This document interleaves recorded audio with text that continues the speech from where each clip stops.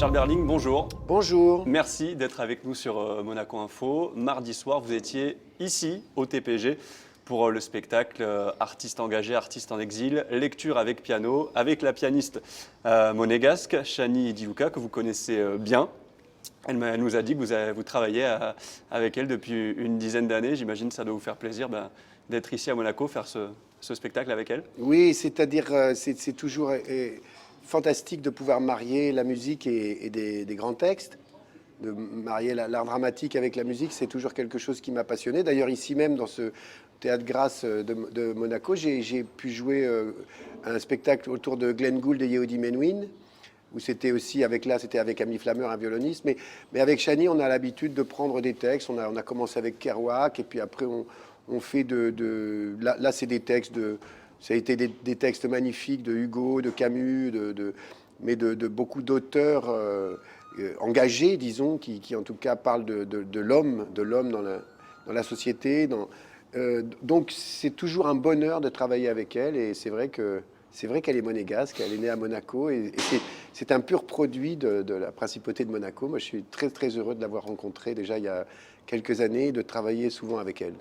C'est pas bien sûr la première représentation de ce spectacle. Elle nous a dit que vous l'avez fait plusieurs fois et que les textes et les musiques évoluent, c'est ça à chaque fois. Comment vous les choisissez L'intérêt, justement, c'est toujours un travail en mouvement. C'est-à-dire que on se dit, tiens, par exemple, là, je n'ai pas réussi mardi, mais je suis en train de lire un magnifique livre qui s'appelle Nuit d'épines de Christiane Taubira, où elle raconte son enfance guyanaise.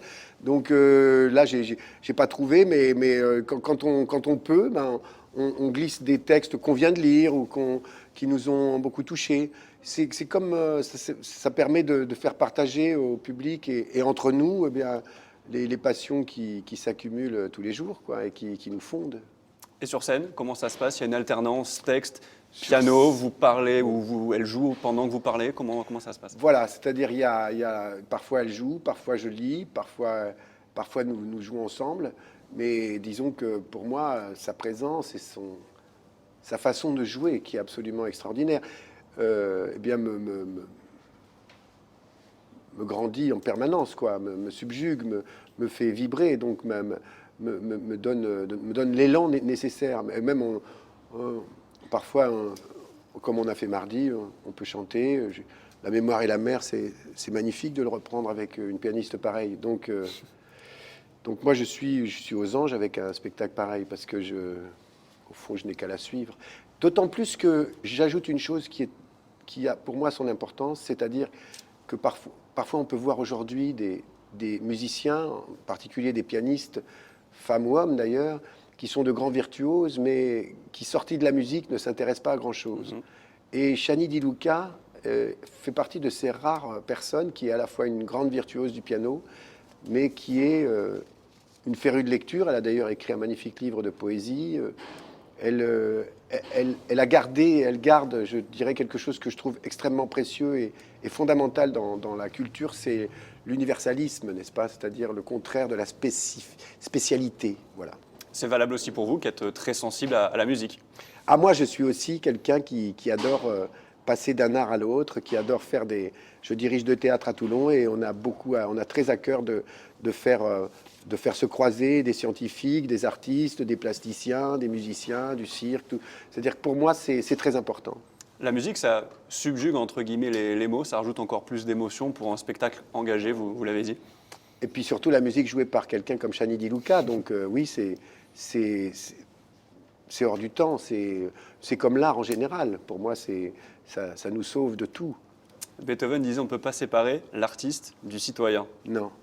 Non, c'est vrai. Et c'est vrai pour Chani, et c'est vrai pour moi, et c'est vrai qu'on s'entend aussi beaucoup, parce que à ce niveau-là, on est pareil, c'est-à-dire on a le sentiment que rien n'est innocent, et en même temps, rien n'est coupable non plus, n'est-ce pas? Mais disons que les choses se font toujours par souci des autres. Alors donc c'est ça, être citoyen, c'est se poser la question de la vertu et de la vertu d'une civilisation. Et ce spectacle, il y a vraiment cette vocation-là de faire réfléchir les personnes qui sont venues mardi soir? Non pas réfléchir, mais au fond partager une joie, partager la joie de l'insolence, de ces grands auteurs qui ne mâchent pas leurs mots et qui savent qui savent écrire, donc ça veut dire qu'ils savent nous parler au cœur. Et nous parler au cœur, c'est ça qui fait réfléchir, parce que, vous voyez, pour moi, c'est important mais ça, c'est plutôt transcender, c'est plutôt essayer de donner simplement du plaisir, de la joie, quoi. Et quand on est joyeux et quand on veut vivre, eh ben, on se pose la question, on se pose des questions en général.